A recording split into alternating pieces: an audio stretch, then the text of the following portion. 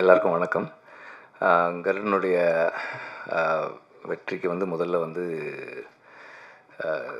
தமிழ் ஆடியன்ஸுக்கும் மீடியாவுக்கும் தான் முதல்ல நன்றி சொல்லணும். ஏன்னா இன்றைய காலகட்டத்தில் தியேட்டருக்கு ஆட்கள் வரமாட்டுறாங்க, தியேட்டருக்கு வரமாட்டாங்க. ஓடிடியை நம்பி தான் நம்ம பிஸ்னஸே இருக்குது.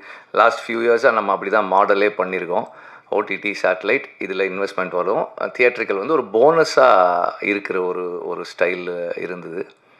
அண்டு அதை மாற்றின இந்த வருஷம் ரெண்டாவது படம் அதை மாற்றினது தமிழ்நாட்டில்.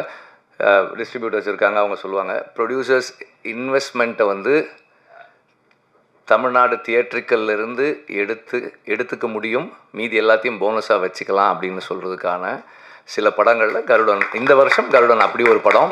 அண்ட் ஐ திங்க் அந்த மாடல் தான் ரொம்ப டெமோக்ராட்டிக்கான மாடல்னு நினைக்கிறேன். இப்போது ஓடிடியோ சேட்டலைட்டோ மற்ற பிளாட்ஃபார்ம்ஸில் அவங்களுக்கு எந்த நேரத்துக்கு என்ன தேவையோ அதை அவங்க வாங்குவாங்க. அவங்களுக்கு தேவையில்லாததை அவங்க வேண்டான்னு சொல்லுவாங்க. அவங்களுக்கு தேவையானதுக்கு நிறைய விலை கொடுத்து வாங்குவாங்க. அப்படி வாங்கும்போது நமக்கு சந்தோஷம் தான், நம்ம அதை வேண்டான்னு சொல்ல போகிறதில்ல. ஆனால் ஒரு ஃபில்ம் மேக்கராக, ஒரு ஒரு ஒரு ஒரு ப்ரொடியூசராக நமக்கு நேரடியாக திரையரங்குகள் மூலமாக மக்கள்கிட்ட படங்களை கொண்டு போகும்போது இருக்கிற சுதந்திரம் இருக்கு இல்லையா, படைப்பு சுதந்திரம் ஓடிடிஸ்க்கு போகும்போது இல்லை. இப்போது நமக்கு இருக்கிற சூழல் நம் படங்களை நம் மக்களிடம் கொண்டு போய் சேர்த்து அதுக்கான என்ன இன்வெஸ்ட் பண்ணமோ அதை திரும்ப எடுக்கிறதுன்ற அந்த மாடல்